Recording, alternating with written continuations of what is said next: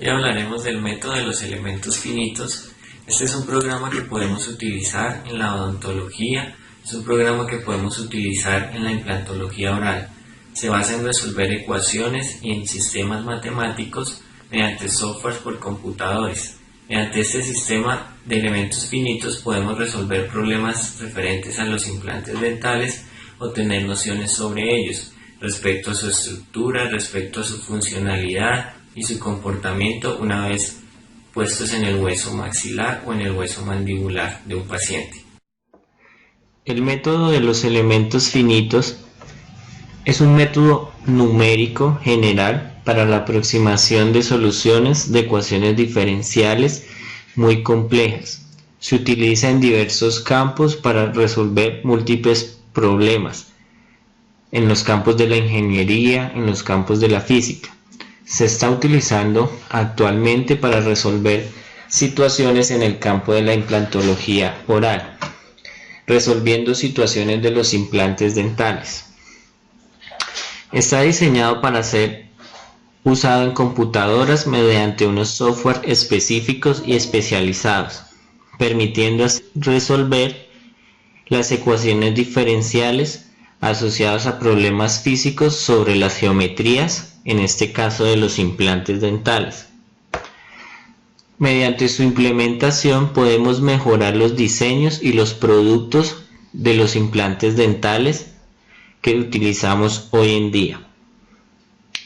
Los elementos finitos son una poderosa herramienta para resolver todos estos problemas a nivel de ingeniería y de fabricación en las estructuras y en los componentes de estos implantes dentales. Se programa un software por computador para calcular diferentes campos, diferentes situaciones y diferentes superficies de los implantes. El estudio de elementos finitos en el campo de la implantología oral nos permite diseñar diferentes ecuaciones para resolver situaciones sobre estos implantes. Permite diseñar unos estudios in vitro sobre los implantes dentales, generando formas en tercera dimensión para resolver situaciones como la superficie estructural, qué resistencia pueden tener, cómo pueden soportar las cargas las cuales van a estar generados durante la rehabilitación que se le vaya a dar a cada uno de estos implantes. Mediante el método de elementos finitos podemos generar una de las herramientas más utilizadas actualmente en el ámbito del análisis y diseño de sistemas mecánicos. Nos permite validar y optimizar diseños de forma rápida y versátil. Nos permite reducir la necesidad de costosas campañas experimentales y ofrece al diseñador una información muy valiosa sobre el comportamiento del sistema y la influencia que tiene en aspectos sobre un campo determinado, como en los implantes dentales, como es su geometría, el material en el cual están fabricados, la naturaleza y la resistencia que pueden generar una vez cargados.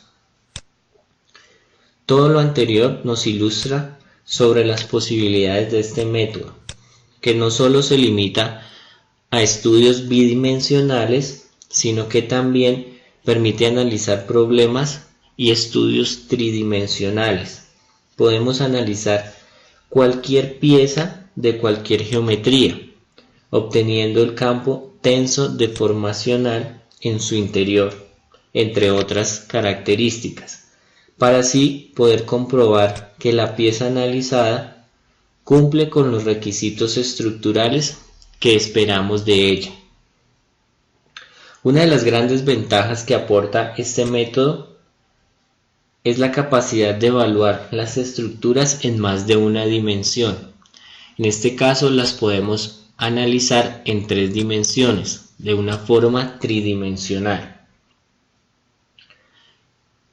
Anteriormente, se podría decir que este manejo matemático del sistema podría ser complicado o difícil, pero afortunadamente contamos en la actualidad en el mercado con numerosos y gran cantidad de programas informáticos que nos hacen una forma más fácil de analizar y de implementar este método. En la actualidad contamos con gran literatura científica y reportes científicos relacionados con estudios de elementos finitos en implantes dentales. En este caso se abordan diferentes temas referentes a la superficie, a la calidad y a la durabilidad de estos implantes dentales. Tendremos en cuenta un estudio en el cual nos habla de la interrelación mecánica entre el implante dental y el hueso de soporte, dependiendo del tipo de hueso y la calidad de hueso.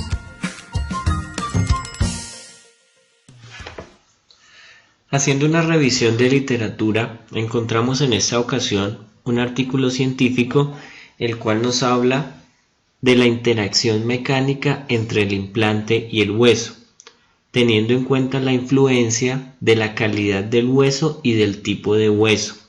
Este es un análisis y es un estudio de elementos finitos.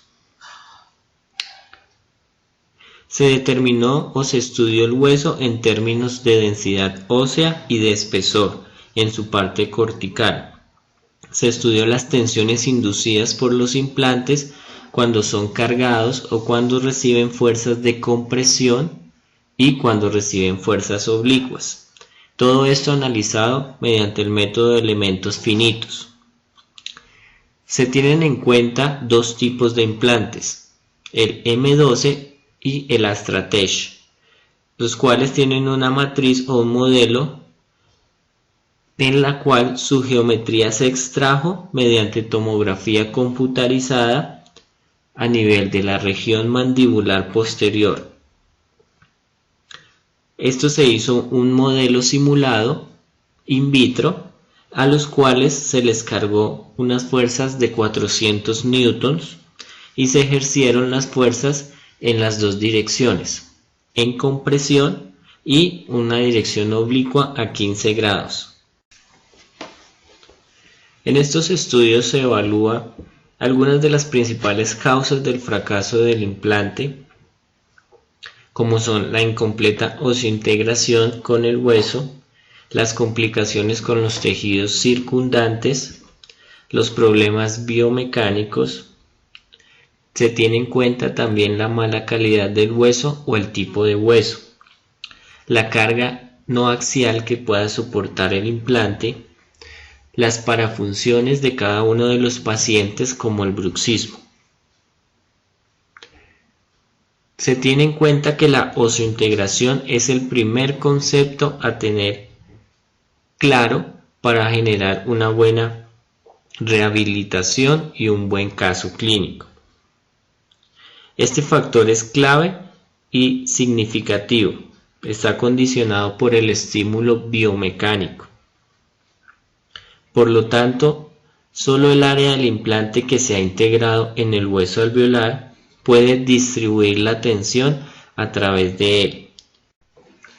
El objetivo de este estudio es el uso de técnicas de simulación numérica basado en estudios de elementos finitos para evaluar la influencia según los diferentes tipos de hueso, según las densidades y espesores en la zona cortical del hueso, con la rehabilitación y con las fuerzas que puedan soportar este hueso y los implantes, para que pueda generar una óptima y una adecuada osseointegración sin pérdida ósea alrededor del implante o a nivel de la cresta ósea. Se utilizaron dos tipos de implantes con diámetros de 4 milímetros y con longitudes de 13 milímetros. Estos dos implantes se simularon o se les hizo una simulación en 3D para generar unas cargas axiales y unas cargas longitudinales sobre ellas y poder así medir el nivel de pérdida ósea o el nivel de osseointegración que puedan presentar frente a estas cargas. En cuanto a los resultados, tenemos que respecto a la carga de compresión, los dos tipos de implantes tienen una mayor tensión en la zona del hueso cortical que en la región del hueso trabecular. El implante M12 presentó menos apoyo mecánico en el área del hueso cortical respecto al implante 2, que es el implante Astra-Tech. Este resultado se tradujo en tensiones más bajas en la zona cortical y tensiones más altas en el área del hueso trabecular. Las tensiones obtenidas en la zona cortical de ambos implantes son significativamente superiores a los registrados para cargas de compresión, siendo un 200% mayor en el implante M12 y 2,75% mayor para el implante Astra-Tech. Esto a nivel de hueso tipo 4.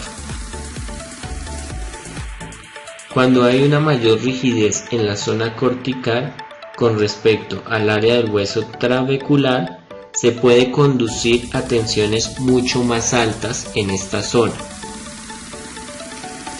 El comportamiento mecánico de estos dos tipos de implantes, que son comercialmente activos, fue presentado a varios tipos según la calidad del hueso principalmente y según la clasificación de la densidad ósea.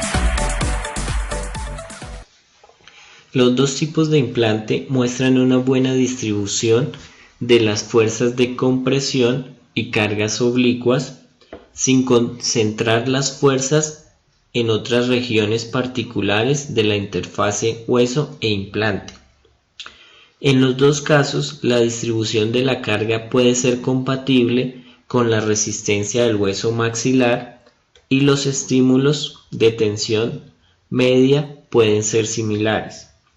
Hay una disminución de la calidad del hueso de forma negativa, lo cual actúa directamente proporcional a las tensiones producidas sobre ellos.